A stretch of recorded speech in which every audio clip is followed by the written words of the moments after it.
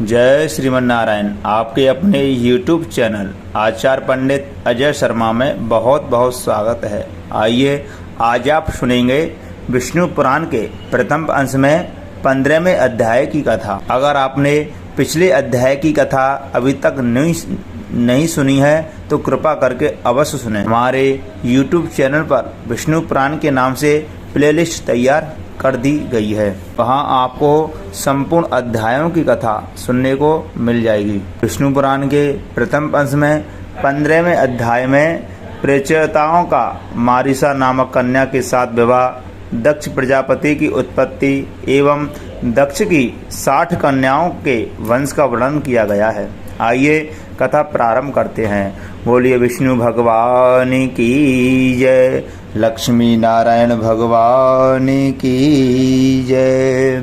श्री पाराशर जी बोले, प्रचेताओं के तपस्या में लगे रहने से किसी प्रकार की रक्षा न होने के कारण पृथ्वी को वृक्षों ने ढक लिया और प्रजा कुछ नष्ट हो गई। आकाश वृक्षों से भर गया था, इसलिए 10,000 वर्ष तक ना तो वायु ही चली और ना प्रजा ही किसी प्रकार की चेष्टा कर सकी।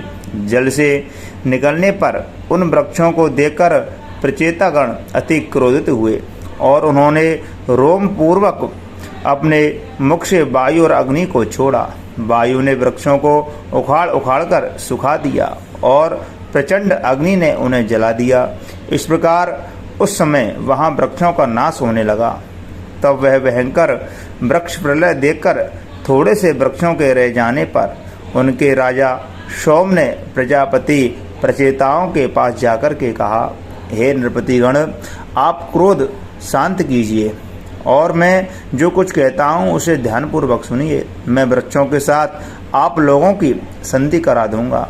वृक्षों से उत्पन्न हुई इस सुंदर वर्ण वाली रत्न स्वरूपा कन्या का मैंने पहले से ही भविष्य को जानकर अपनी अमृतमयी किरणों से लालन पोषण किया है। वृक्षों की यह कन्या मारिसा नाम से प्रसिद्ध है। यह महाभागा इसलिए ही उत्पन्न हो गई है कि निश्चय ही तुम्हारे वंश को बढ़ाने वाली तुम्हारी भार्या हो। मेरे और तुम लोगों के आधे आधे तेज से इसके परम विद्वान दक्ष नामक प्रजापति उत्पन्न हुआ। वह तुम लोगों के तेज से रहित मेरे अंश से युक्त होकर के अपने तेज के कारण अग्नि के समान होगा और प्रजा की खूब वृद्धि करेगा। पूर्व काल में वेदवेत्ताओं में श्रेष्ठ एवं कंडू नामक मुनीश्वर थे। उन्होंने गोमती नदी के परम रमणीक तट पर घोर तपस्या की। तब इंद्र ने उन्हें तपोभ्रष्ट करने के लिए प्रलोचना नाम की उत्तम अप्सरा को नियुक्त किया। उस मंजूहासिनी ने उन ऋषि श्रेष्ठ को विचलित कर दिया। उनके द्वारा क्षुब्ध होकर वे 100 से भी अधिक वर्ष तक विषयासक्त चित्त से मंदराचल पर्वत की कंदराओं में रहे। तब हे महाभाग, एक दिन उस अप्सरा ने कंडू ऋषि से कहा, हे ब्राह्मण, अब मैं सर्वलोक को जाना चाहती हूँ। आप प्रसन्नता पूर्वक मुझे आज्ञा दीजिए। उसके कहने पर उनमें आसक्त चित्त हुए मुनि ने कहा, भद्रे, अभी कुछ दिन और रहो। उनके ऐसा कहने पर उस सुंदरी ने आत्मा कंडू के साथ अगले 100 वर्ष तक और रहकर नाना प्रकार के भोग भोगे। तब भी उनके यह पूछने पर कि भगवान, मुझे स्वर्गलोक को जाने की आज्ञा दीजिए। ऋषि ने यही कहा कि अभी और ठहरो। तदनंतर 100 वर्ष से कुछ अधिक बीत जाने पर उन सुमुखी ने प्रणयुक्त मुस्कान से सुशोभित वचनों से फिर कहा, ब्राह्मण, अब मैं स्वर्ग को जाती हूँ। यह सुनकर मुनि ने उस विशालाक्षी को आलिंगन करके कहा, अये प्रभु, अब तो तू बहुत दिनों के लिए चली जाएगी, इसलिए क्षणभर तो ठहर। तब वह सुश्रोणी सुंदर कमर वाली उस ऋषि के साथ क्रीड़ा करती हुई 200 वर्ष से कुछ कम न रही। हे महाभाग, इस प्रकार जब जब उस सुंदरी देवलोक को जाने के लिए कहती, तभी तभी कंडू ऋषि उससे यही कहते कि अभी ठहर जा। मुनि के इस प्रकार कहने पर प्रणभयं की पीड़ा को जानने वाले उस दक्षिणा ने अपने दाक्षिण्य वश तथा मुनि के शाप से भयभीत होकर उन्हें न छोड़ा तथा उन ऋषि महोदय का भी कामासक्ति चित्त से उसके साथ अहर्निश रमण करते करते उसमें नित्य नूतन प्रेम बढ़ता गया। एक दिन वे मुनीश्वर बड़ी शीघ्रता से अपनी कुटी से निकले। उनके निकलते समय वह सुंदरी बोली, आप कहाँ जाते हैं? उसके इस प्रकार पूछने पर मुनि ने कहा, हे शुंभे, दिन अस्त हो चुका है, इसलिए मैं संध्योपासना करूँगा, नहीं तो नित्य क्रिया नष्ट हो जाएगी। तब उस सुंदर दांतों वाली ने उन मुनीश्वर से हंस करके कहा, हे सर्वधर्मज्ञ, क्या आज ही आपका दिन अस्त हुआ है? हे विप्र, अनेकों वर्षों के पश्चात आज आपका दिन अस्त हुआ है, इससे कहिए किसको आश्चर्य न होगा। मुनि बोले, भद्रे, नदी के इस सुंदर तट पर तुम आज सवेरे ही तो आई हो। मुझे भली प्रकार से स्मरण है, आज मैंने ही तुमको अपने आश्रम में प्रवेश करते देखा था। तब दिनों के समाप्त होने पर यह संध्या काल आई है, फिर सच तो कहो, ऐसा उपहास क्यों करती हो? ब्रह्मलोचा बोली, ब्राह्मण, आपका यह कथन कि तुम सवेरे ही आई हो ठीक ही है, इसमें झूठ नहीं, परंतु उस समय को तो आज सैकड़ों वर्ष बीत चुके हैं। सोम ने कहा। तब उन विप्रवर ने उस विशालाक्षी के कुछ घबरा करके पूछा, अरे भीरू, ठीक ठीक बता, तेरे साथ नमन करते हुए मुझे कितना समय बीत गया? ब्रह्मलोचना ने कहा, अब तक 907 वर्ष 6 महीने तथा 3 दिन और भी बीत चुके हैं। ऋषि बोले, अय भीरू, यह तो ठीक कहती है या हे शंभे मेरी हंसी करती है? मुझे तो ऐसा ही प्रतीत होता है कि मैं इस स्थान पर तेरे साथ केवल एक ही दिन रहा हूँ। ब्रह्मलोचना बोली, हे ब्राह्मण, आपके निकट में कैसे झूठ बोल सकती हूँ, और फिर विशेषतया उस समय जबकि आप अपने धर्म मार्ग का अनुसरण करने में तत्पर होकर मुझसे पूछ रहे हैं। सोम ने कहा, हे राजकुमारों, उसके ये वचन सुनकर मुझे धिक्कार है, मुझे धिक्कार है, ऐसा कहकर स्वयं ही अपने को बहुत कुछ भला बुरा कहा। मुनि बोले, ओहो, मेरा तप नष्ट हो गया, जो ब्रह्मवेत्ताओं का धन था वह लुट गया और विवेक बुद्धि मारी गई। ओहो, स्त्री का तो किसी ने मोह उपजाने के लिए ही रचा। मुझे अपने मन को जीतकर क्षयों उर्मियों से अतीत परम ब्रह्म को जानना चाहिए। जिसने मेरी इस प्रकार की बुद्धि को नष्ट कर दिया, उस काम रूपी महाग्रह को धिक्कार है। नरकग्राम के मार्ग रूप इस स्त्री के संगम से वेद वेद्य भगवान की प्राप्ति के कारण रूप मेरे समस्त व्रत नष्ट हो गए। इस प्रकार उन धर्मज्ञ मुनिवर ने अपने आप ही अपनी निंदा करते हुए वहां बैठी हुई उस अप्सरा से कहा, अरे पापनी, अब तेरी जहां इच्छा हो चली जा। तूने अपनी भावभंगी से मुझे मोहित करके इंद्र का जो कार्य था वह पूरा कर दिया। मैं अपने क्रोध से प्रज्वलित हुई अग्नि द्वारा तुझे भस्म नहीं करता हूँ, क्योंकि सज्जनों की मित्रता साथ पग साथ रहने से ही हो जाती है, और मैं तो कितने दिन तेरे साथ निवास कर चुका हूँ। अथवा इसमें तेरा कोई भी दोष क्या है जो मैं तुझ पर क्रोध करूं? दोष तो सारा मेरा ही है, क्योंकि मैं तो बड़ा ही अजितेंद्रिय हूँ। तू महामोह की पिटारी और अत्यंत निंदनीय है। हाय, तूने इंद्र के स्वार्थ के लिए मेरी तपस्या नष्ट कर दी है, तुझे धिक्कार है। सोम ने कहा, वे महर्षि उस सुंदरी से जब तक ऐसा कहते रहे तब तक वह भय के कारण पसीने में सराबोर होकर अत्यंत कांपती रही। इस प्रकार जितना समस्त शरीर पसीना में डूबा हुआ था और जो भय से थर थर काँप रही थी, उस ब्रह्मलोचा से मुनिश्रेष्ठ कंडू ने क्रोध पूर्वक कहा, अरे तू चली जा, चली जा। तब बारंबार फटकारे जाने पर वह उस आश्रम से निकली और आकाश मार्ग से जाते हुए उसने अपना पसीना वृक्ष के पत्तों से पहुँचा। वह वाला वृक्ष के नवीन लाल लाल पत्तों से अपने पसीने से तर शरीर को पहुँचती हुई एक वृक्ष से दूसरे वृक्ष पर चलती गई। उस समय ऋषि ने उसके शरीर में जो गर्भ स्थापित किया था वह भी रोमांच से निकले हुए पसीने के रूप में उसके शरीर से बाहर निकल आया। उस गर्भ को वृक्षों ने ग्रहण कर लिया, उसे वायु ने एकत्रित करके दिया और मैं अपनी किरणों से उसे पोषित करने लगा। इससे वह धीरे धीरे बढ़ गया। वृक्षाग्र से उत्पन्न हुई वह मारिसा नाम की सुमुखी कन्या तुम्हें वृक्षगण समर्पण करेंगे। अतः तब यह क्रोध शांत करो। इस प्रकार वृक्षों से उत्पन्न हुई वह कन्या प्रमलोचा की पुत्री है तथा कंडू मुनि की मेरी और वायु की भी संतान है।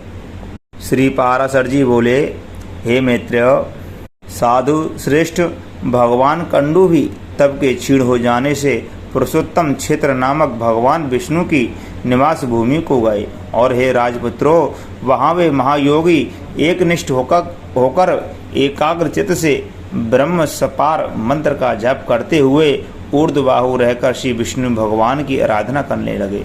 प्रचेतागण बोले, हम कंडू मुनि का ब्रह्मपार नामक परम स्तोत्र सुनना चाहते हैं, जिसका तप करते हुए उन्होंने श्री केशव की आराधना की है। सोम ने कहा, हे राजकुमारों, वह मंत्र इस प्रकार है। श्री विष्णु भगवान संसार मार्ग की अंतिम अवधि है, उनका पार पाना कठिन है। वे इस आकाश आदि से भी अर्थात अनंत हैं, अतः सत्य स्वरूप हैं। तपोनिष्ठ महात्माओं को ही वे प्राप्त हो सकते हैं, क्योंकि वे पर अनात्म प्रपंच से परे हैं तथा पर इंद्रियों के अगोचर परमात्मा हैं और पालक एवं पूर्ण करने वाले हैं। वे कारण के भी कारण के हेतु और उसके भी हेतु के हेतु प्रधान के भी परम हेतु हैं और इस प्रकार समस्त कर्म और कर्ता आदि के सहित कार्य रूप से स्थित सकल प्रपंच का पालन करते हैं। ब्रह्म ही प्रभु है, ब्रह्म ही सर्व जीव रूप है और ब्रह्म ही सकल प्रजा का पति रक्षक तथा अविनाशी है। वह ब्रह्म अव्यय नित्य और अजन्मा है तथा यही क्षय आदि समस्त विकारों से शून्य विष्णु है, क्योंकि वह अक्षर अज और नित्य ब्रह्म ही पुरुषोत्तम भगवान विष्णु है। इसलिए मेरे राग आदि दोष शांत हों। इस ब्रह्मपार नामक परम स्तोत्र का जप करते हुए श्री केशव की आराधना करने से उन मुनीश्वरों ने परम सिद्धि प्राप्त की। जो पुरुष इस स्तव को नित्य प्रति पढ़ता या सुनता है, वह काम आदि सकल दोषों से मुक्त होकर के अपना मनोवांछित फल प्राप्त करता है। अब मैं तुम्हें यह बताता हूँ कि यह मारिशा पूर्व जन्म में कौन थी। यह बता देने से तुम्हारे कार्य का गौरव सफल होगा, अर्थात तुम प्रजा बुद्धि रूप फल प्राप्त कर सकोगे।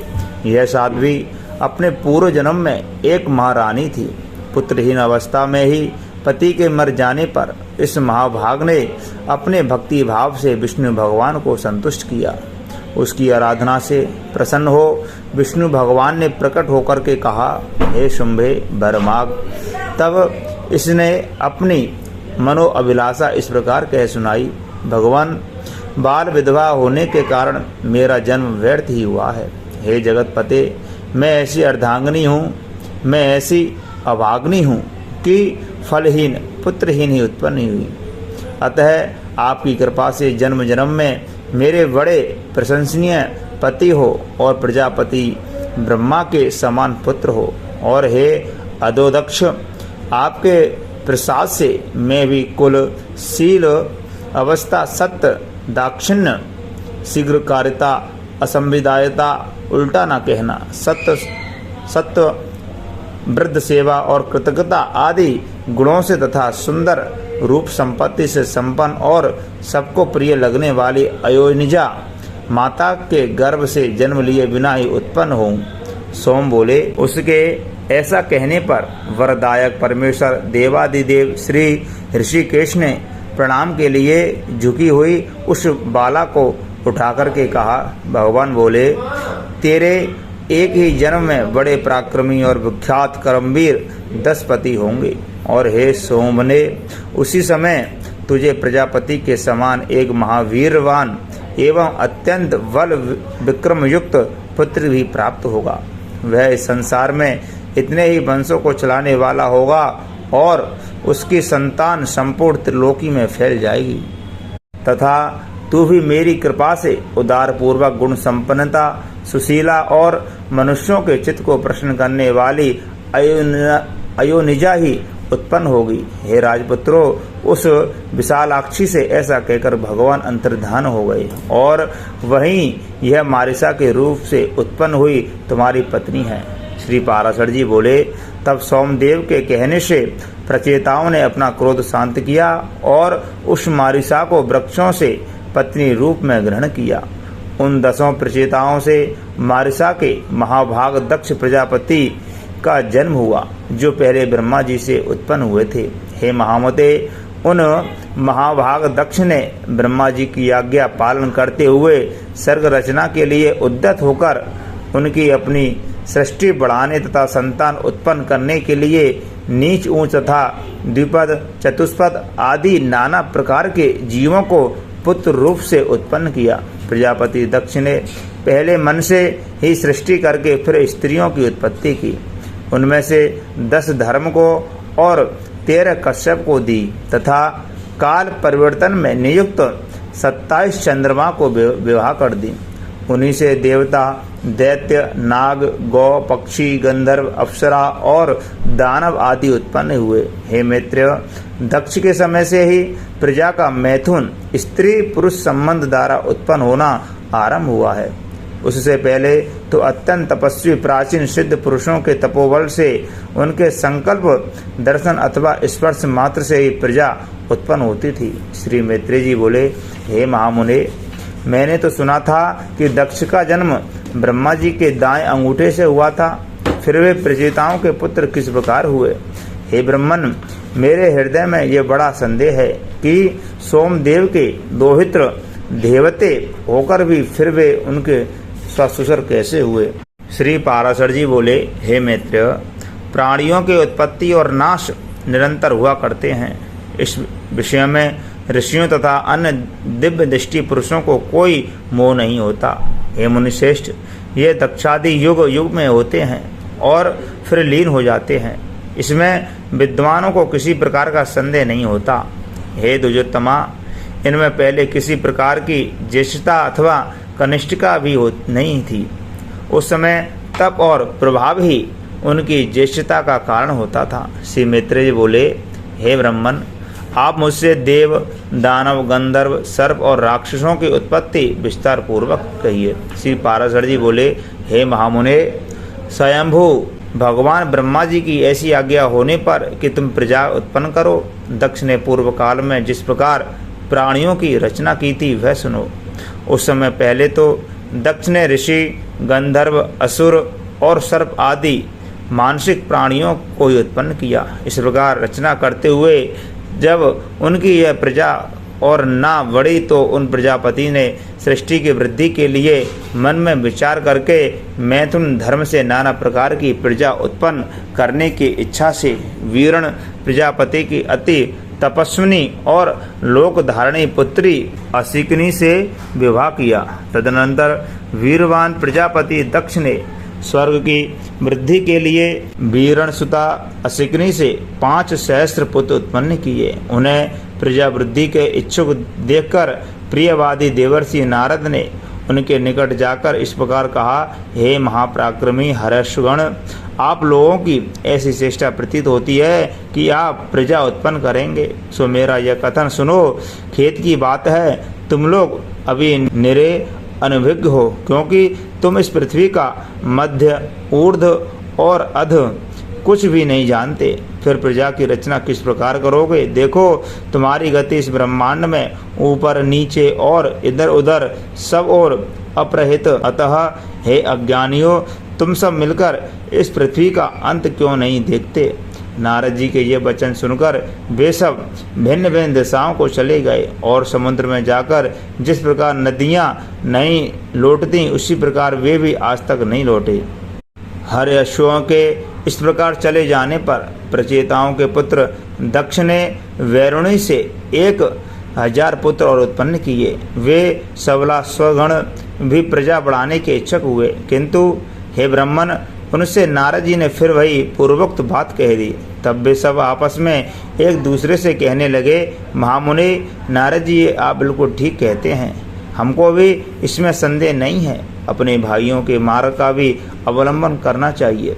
हम भी पृथ्वी का परिमाण जानकर ही सृष्टि करेंगे। इस प्रकार वे भी उसी मार्ग से समस्त दिशाओं को चले गए और समुद्रगत नदियों के समान आज तक नहीं लौटे। हे द्विज, तब से ही यदि भाइयों को खोजने के लिए कोई भाई ही जाए तो वह नष्ट हो जाता है। अतः विज्ञ पुरुष को ऐसा न करना चाहिए। महाभाग दक्ष प्रजापति ने उन पुत्रों को भी गए जान नारद जी पर बड़ा क्रोध किया और उन्हें श्राप दे दिया। हे मित्र, तुमने सुना है कि फिर उस विद्वान प्रजापति ने स्वर्ग वृद्धि की इच्छा से वैरुणी से 60 कन्याएं उत्पन्न की। उनमें से उन्होंने 10 धर्म को ब्याही, 13 कश्यप जी को, 27 सोम चंद्रमा को और 4 अरिष्ट नेमि को दी तथा 2 बहुपुत्र, 2 अंगिरा और 2 कृतासु को ब्याही।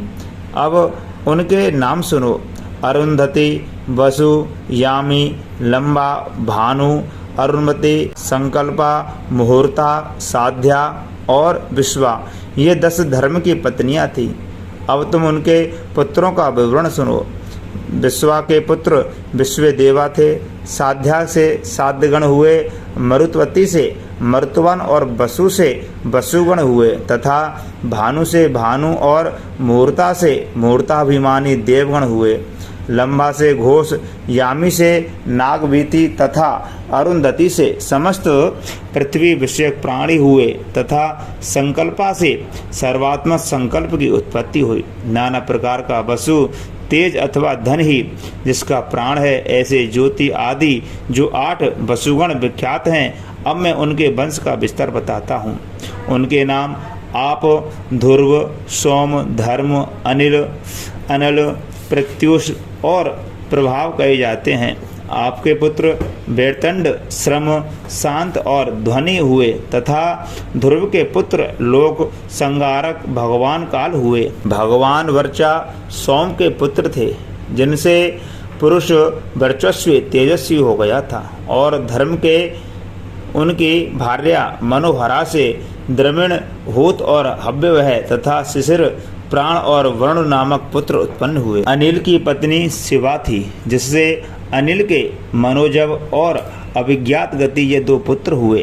अग्नि के पुत्र कुमार सतस्व सरकंडे से उत्पन्न हुए थे। ये कृतिकाओं के पुत्र होने से कार्तिकेय कहलाए। साख, विशाख और नेगमय इनके छोटे भाई थे।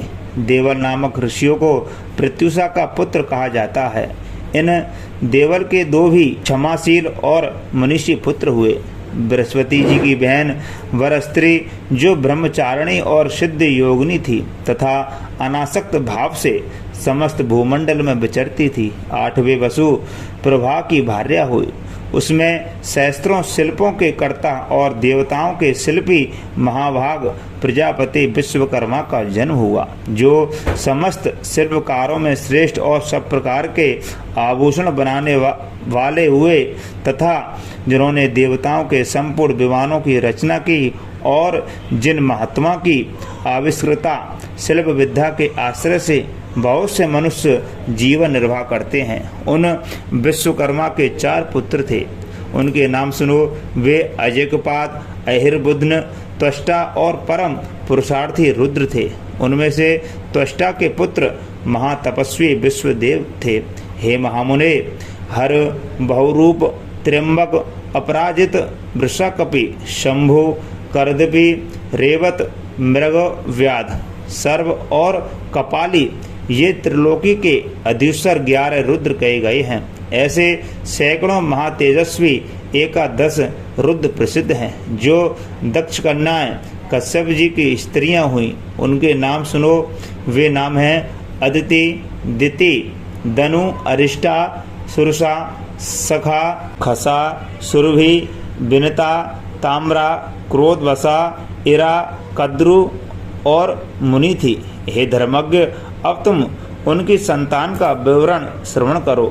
पूर्व चाक्षुष मनमंत्र में तूषित नामक 12 श्रेष्ठ देवगण थे। वे यशस्वी श्रेष्ठ पुत्र चाक्षुष मनमंत्र के पश्चात वैवस्वत मनमंत्र के उपस्थित होने पर एक दूसरे के पास जाकर मिले और परस्पर कहने लगे, हे देवगण, आओ हम लोग शीघ्र ही अदिति के गर्भ में प्रवेश करके इस वैवस्वत मनमंत्र में जन्म लें। इसी में हमारा हित है। इस प्रकार चाक्षुष मनमंत्र में निश्चय कर उन सब ने मरीचि पुत्र कश्यप जी के यहाँ दक्ष कन्या अदिति के गर्भ से जन्म लिया। वे अति तेजस्वी उसमें उत्पन्न होकर के विष्णु, इंद्र, अर्यमा, धाता, त्वष्टा, पूषा, विवस्वान, सविता, मित्र, वरुण, अंशु और भग नामक 12 आदित्य कहलाए। इस प्रकार पहले चाक्षुष मनवंतर में जो तूषित नामक देवगण थे, वे ही वैवस्वत मनवंतर में 12 आदित्य हुए। सोम की जिन 27 सुब्रता पत्नियों के विषय में पहले कह चुके हैं, वे सब नक्षत्र योगिनी हैं और उन नामों से ही विख्यात हैं। उन अति तेजस्विनियों से अनेक प्रतिभाशाली पुत्र उत्पन्न हुए। अरिष्टनेमि की पत्नी के 16 पुत्र हुए। बुद्धिमान बहुपुत्र की भार्या कपिला, अति लोहिता, पीता और असीता नामक 4 प्रकार की विद्युत कही जाती हैं। महर्षियों से सत्कृत ऋचाओं के अभिमानी देवश्रेष्ठ प्रतंगिरा से उत्पन्न हुए हैं तथा शास्त्रों के अभिमानी देवप्रहर नामक देवगण महर्षि कृशाश्व की संतान कहे जाते हैं। हे तात, 8 वसु, 11 रुद्र, 12 आदित्य, प्रजापति और बसट का ये 33 वेदोक्त देवता अपनी इच्छा अनुसार जन्म लेने वाले हैं। कहते हैं इस लोक में इनकी उत्पत्ति और निरोध निरंतर हुआ करते हैं। ये 1000 युग के अनंतर पुनः पुनः उत्पन्न होते रहते हैं। हे मित्र, जिस प्रकार लोक में सूर्य के अस्त और उदय निरंतर हुआ करते हैं, उसी प्रकार ये देवगण भी युग युग में उत्पन्न हुआ करते हैं। हमने सुना है कि दिति के कश्यप जी के वीर से परम दुर्जय हिरण्यकश्यपु और नक्ष नामक 2 पुत्र तथा सिंगिका नाम की एक कन्या हुई, जो विप्रचित्ति को ब्याही गई है। हिरण्यकश्यपु के अति तेजस्वी और महापराक्रमी अनुलाद, अलाद, बुद्धिमान, पहलाद और शहलाद नामक 4 पुत्र उत्पन्न हुए, जो दैत्य वंश को बढ़ाने वाले थे। हे महाभाग, उनमें पहलाद जी सर्वत्र समदर्शी और जितेंद्रिय थे। उन्होंने श्री विष्णु भगवान की परम भक्ति का वर्णन किया था, जिनको दैत्य राज द्वारा दीप्त किए हुए अग्नि के उनके सर्वांग में व्याप्त होकर भी हृदय में वासुदेव भगवान के स्थित रहने से नहीं जल पाया। जिन महाबुद्धिमान के पास बद्ध होकर समुद्र के जल में पड़े पड़े इधर उधर हिलने डुलने से सारी पृथ्वी हिलने लगी थी, जिनका पर्वत के समान कठोर शरीर सर्वत्र भगवत चित रहने के कारण दैत्यराज के चलाए हुए अस्त्र शस्त्रों से भी छिन्न भिन्न नहीं हुआ। दैत्यराज द्वारा प्रेरित विषाग्नि से प्रज्वलित मुख वाले सर्व भी जिन महातेजस्वी का अंत नहीं कर सके, जिन्होंने भगवत स्मरण रूपी कवच धारण किए रहने के कारण पुरुषोत्तम भगवान का स्मरण करते हुए पत्थरों की मार पड़ने पर भी उनके प्राण को नहीं छोड़ा। स्वर्ग निवासी दैत्यपति द्वारा ऊपर से गिराए जाने पर जिन महामती को पृथ्वी ने पास जाकर बीच ही में अपनी गोद में धारण कर लिया, चित्त में श्री मधुसूदन भगवान के स्थित रहने से दैत्यराज का नियुक्त किया हुआ सबका शोषण करने वाली वायु जिनके शरीर में लगने से शांत हो गया। दैत्येंद्र द्वारा आक्रमण के लिए नियुक्त उन्मुक्त दिग्गजों के दांत जिनके वक्ष स्थल में लगने से टूट गए और उनका सारा मद चूर्ण हो गया। पूर्व काल में दैत्यराज के पुरोहितों की उत्पत्ति हुई। कृत्या भी जिन गोविंद सप्तचित्त भगवत राज के अंत का कारण नहीं कर सकी, जिनके ऊपर उपयुक्त की हुई अति मायावी सम्रासुर की हजारों मायाएं श्री कृष्णचंद्र के चक्र से व्यर्थ हो गई, जिन मतिमान और निर्मत्सर ने दैत्यराज के रसोइयों के लाए हुए हलाहल विष को निर्विकार भाव से बचा लिया, जो इस संसार में समस्त प्राणियों के प्रति समानचित और अपने समान ही दूसरों के लिए भी परम प्रेम युक्त थे, और जो परमार्थ महापुरुष सत्य एवं शौर्य आदि गुणों की खानी तथा समस्त साधु पुरुषों के लिए उपमान स्वरूप हुए थे। बोलिए विष्णु भगवान की जय, लक्ष्मी नारायण भगवान की जय, सभी देवी देवताओं की जय। प्रिय बंधुओं, मैं आशा करता हूँ आपको यह कथा बहुत अच्छी लगी होगी तो कृपा करके वीडियो को लाइक, शेयर, कमेंट बॉक्स में विष्णु भगवान की जय अवश्य लिख दें। अगर आप हमारे YouTube चैनल पर पहली बार आए हुए हैं तो कृपा करके चैनल को सब्सक्राइब करना ना भूलें और बगल में लगी बेल आइकन घंटी को दबा दें, जिससे कि हमारे द्वारा जो भी वीडियो अपलोड की जाए वह आपके पास पहुंच जाए। विष्णु भगवान की कृपा से आपकी समस्त कामनाएं पूर्ण हों, यही मैं भगवान विष्णु से प्रार्थना करता हूं। जय श्री राधे, जय श्रीमन नारायण।